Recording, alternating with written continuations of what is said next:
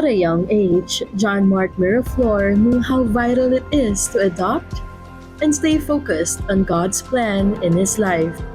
As a child growing up in a missionary family in a foreign country, it has been a great opportunity for him to be refined as a man of God and to grow spiritually. John Mark is now a missionary, a minister, and a leader, and he continued to serve along with his parents as he aligned his life with what God has in store for him. Here's the story of Mr. John Mark Miraflor. Mr. John Mark Miraflor, welcome to GS Stories. Yes, thank you. Sir, we've known you or your family to be one of our longest missionaries. Can you tell us more about your childhood? Well, my parents, I'll start from there. My parents were actually the first Christians in both their families, so they're kind of the pioneers, even in their families. But when they met and when they got married, they weren't Christians. They're coming from a very Catholic background, and it took them 6 years to have a child. And so they always told me that God had a plan for my life because they had to be saved before God blessed them with a child. So growing up, I've always been in this very ministry bubble because my dad did have a desire, even in the past when he was Catholic, he had a desire to be in ministry, in the church, in the Catholic Church. And so that desire kind of rekindled when he got saved again. And so he wanted to become a missionary. And at the age of 5, I found out that we were going to be missionaries to Cambodia. How was it growing up, sir, in Cambodia? Well, starting off, I was still 5 years old, but I was old enough to still have memories from the Philippines. So at the very beginning, it wasn't that big of a deal because people would ask me, "Are you ready to go to Cambodia?" And I would think, "Oh, it kind of feels like we're just going out of town." And so I would always answer them, "Yes, I'm ready to go." But eventually, the question changed. They asked me, "Are you ready to share your toys with the kids in Cambodia?" And so that was a more serious question for me. Growing up, well, even until now, I'm an only child, so I have struggled with sharing, even my toys, my things. And so my childhood then, I started thinking, why do I have to share with these children in Cambodia? That's when I started asking my parents, why are we going there? And so they shared to me that we were going to go over there to share the gospel because they needed to know that Jesus died for them on the cross for them, and that they need to accept him in their hearts. So that's actually when I accepted Jesus in my heart. That's just a month before going to Cambodia. So growing up in Cambodia, there wasn't a lot of differences for me because my parents did their best to make me feel comfortable. Like my dad loved to cook, so even the food, the climate, even the faces of people were quite similar because we're all in Southeast Asia. But the biggest differences that I noticed was when I wouldn't see our friends at church anymore. I wouldn't see our relatives, and I wouldn't notice that. That's when I actually would notice that it's quite different. That's the biggest difference. And that's when I started asking my parents, when are we going back to the Philippines? But God was already working in my heart during that time. And eventually, when we did go back to the Philippines, I asked them again, when are we going back to Cambodia? But of course, sir, growing up in Cambodia, there were challenges. Yes. How did you overcome it? I guess as a child, I was still very young, so the adjustment was not very difficult. Because even when I was playing with other kids, sometimes if you don't speak the same language, it's fine. You could just do actions, or I could learn the word from them. So simple vocabulary, I was able to pick that up quite easily. But I guess the challenges would still be communication. So a lot of the struggles that we would have, I can't put my finger on a specific thing because usually it's something that you move past eventually because God's grace will always be sufficient for you. But looking back at it now, it's still communication because being a missionary, being in a different country, different culture, different language, especially if you don't know their traditions and how to speak to them, like communicate effectively to them, you feel like you're distant. And so you're already feeling distant by not being in your own country. And then you're in a different country and you still feel distant to the people around you. So I believe communication is a very, very important aspect that is still hard to overcome even today. But of course, sir, since you were exposed in that field in a very young age, it'll affect you growing up. Yes. It'll affect how you think. Probably it could affect your emotions. Yes. Do you remember anything that you ask your parents, like what you've mentioned earlier? When are we going back to the Philippines? How did they explain it to you? So when I first asked them when are we going back to the Philippines, they said we will, but not yet. Just wait. And so I took it at face value. Whatever they said, okay, I'll just wait until we eventually did go. So they actually fulfilled it. So to me, that's quite important.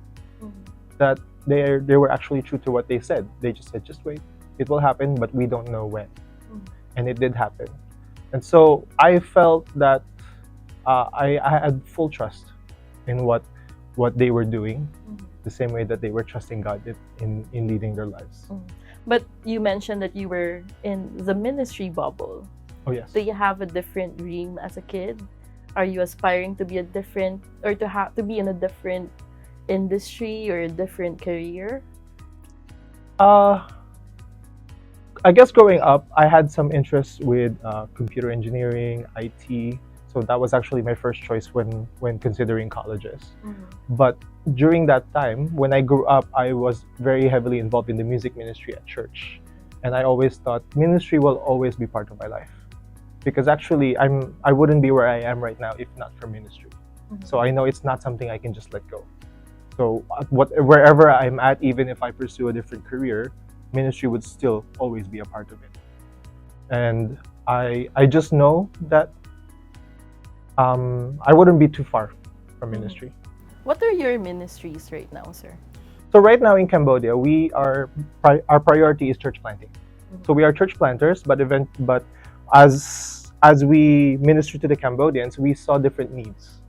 Okay, so we saw a need, and God gave us a vision, and so we were able to open a children's home, taking care of children who are products of neglect, abuse, and we're just taking care of them and showing them what the true family should be like. And then our next ministry would be our Christian school right now. And apart from that, God blessed us with a small property in Cambodia. So we kind of have like a small farm where we're raising livestock. We have fruits and vegetables. And this was actually quite a big blessing through the pandemic, because when we were locked in, we couldn't go out to the markets. We wouldn't know what was going to happen. We actually had peace because everything we needed was just there. And the best part is we were even able to share that with the community and share the gospel along with it. Since, sir, you grew up in a missionary family, sometimes we think that it's just normal. You're living a normal life, just like the others. When did it spark to you, or when did you realize na our family is different? My family, my father and mother is doing something great in the ministry. I guess I've always thought, I actually never thought I was normal. I always thought it was quite special, because when we visit churches, they treat us quite special. It's usually like a missions conference and whatnot. So a lot of the attention is actually on us. So in a sense, maybe I had a big head when I was a little kid. I was used to being kind of shoved into the spotlight, always singing a song or sharing a short testimony. Although I preferred singing instead. That's why I got into music. I'd rather not do public speaking. But I guess I noticed that we were doing something quite extraordinary when we see people's lives changed in Cambodia. Because when we first came there, I would kind of see the situation where there's a lot of these children who are just walking down the street. They would smell bad. My father would bring them into our house. We would teach them English, and then we would teach them the Bible. And sometimes these children, since I didn't have anyone else to play with, they were the ones I would play with. And I would like cover my nose. It kind of smells bad, but I really had no choice. And these children would actually even steal some of my toys when I started trying to share when Mhm. that was already a struggle for me at the beginning. But then I realized that these were the children that we came to share the gospel to. You know, right when I asked my parents, why do I have to share my toys with these kids? And then they told me that they needed to know Jesus. And when I saw that gradually they would change, they would they would start dressing better because we would give them clothes. At the very beginning, my father actually bathed some of them himself, and then we and gave them clothes and toys and school supplies. And now, I mean, 25 years later, they have quite a good future. How proud are you with what your parents are doing? I'm very proud. Yes.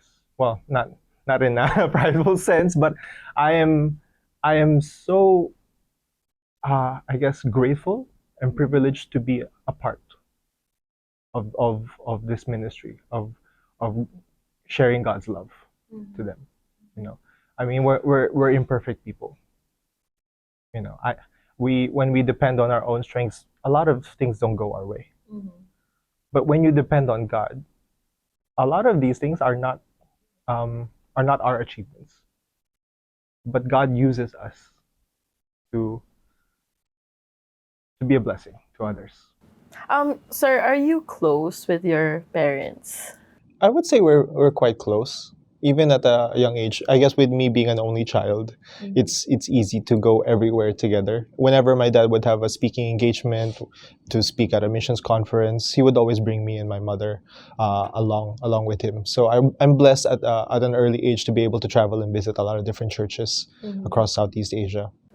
How did you support your parents in what they are doing? Well, I saw the need.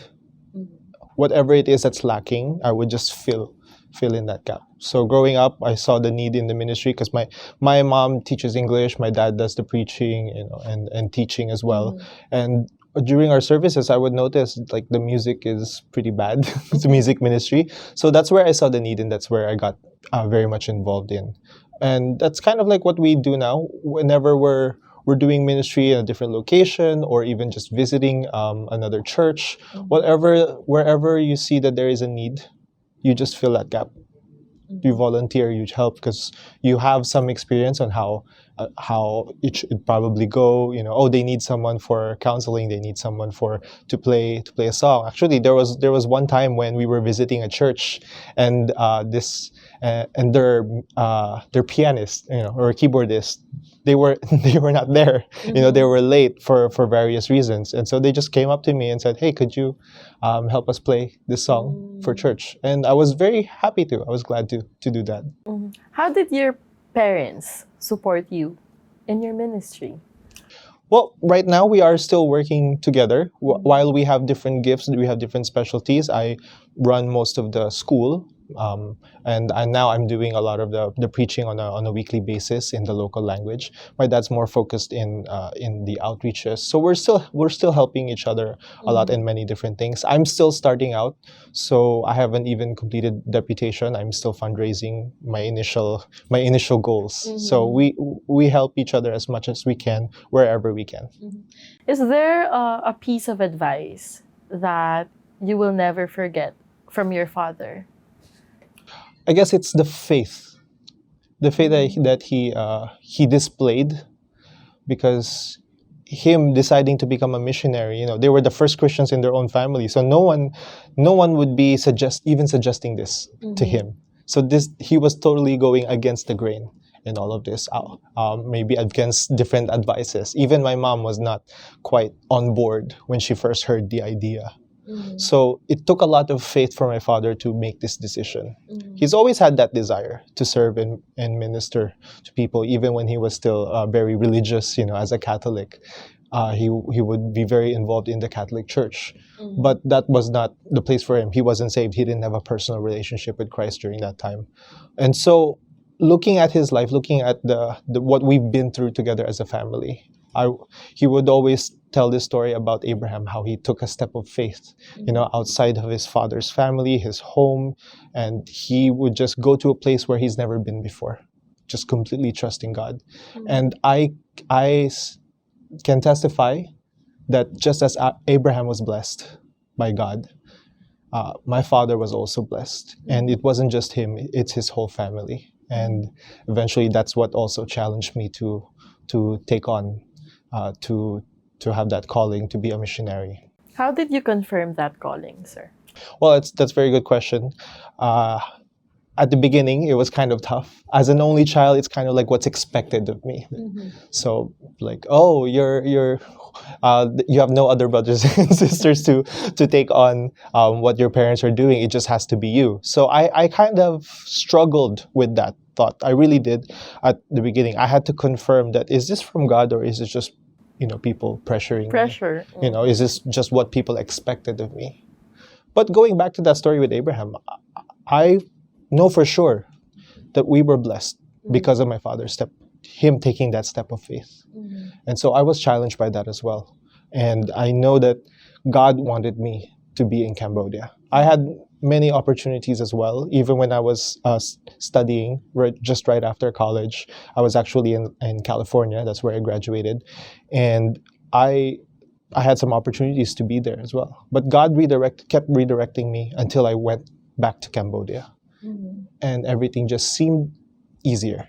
Like kind of like that phrase where you're safest in the center of God's will. I felt safe in Cambodia, even though it's not the Philippines. It's not my first home. It's kind of like just my second home.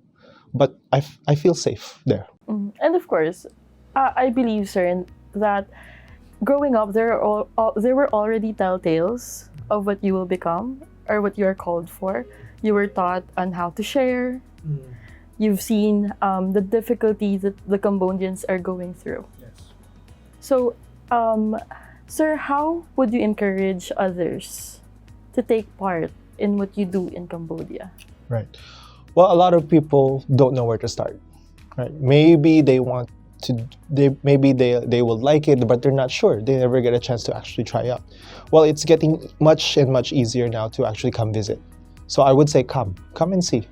Come try it out. There are many opportunities, not just in our ministry in Cambodia, in our Christian school and children's home. You could easily serve even if you don't speak the language, because we're all English immersion. You could come and visit and volunteer for 2 weeks to a month or even long term. And it's not just us. I'm sure Global Surge and Global Missionary Clearinghouse would love to answer your questions and redirect you to many different countries that need the gospel. And how can we pray for you, your family, and what you do in Cambodia, sir? Right. Well, I thought of 2 things for this. First of all is health. So that's a very big concern, especially for missionaries. A lot of times, missionaries would stay in the field for a long time and not come home unless it's health reasons. That's a very big deal, and especially with the past season of a lot of people getting sick and being seriously ill. Health is a very big concern. So just recently, I came home because of my father. He had to have surgery. So health is a very big deal for a lot of missionaries. I'm sure it is for everyone. And the second thing is, please pray for more laborers in the field. We definitely need more of them. Right now, we're working in 3 different locations, and we're being spread out quite thin. But there is such a big harvest out there, and we are training locals, and they're reaching their own, which is a blessing. But we still need more missionaries to come alongside them and be more exposed in missions. Well, sir, thank you so much for sharing your stories. Thank you. With It's an us. honor.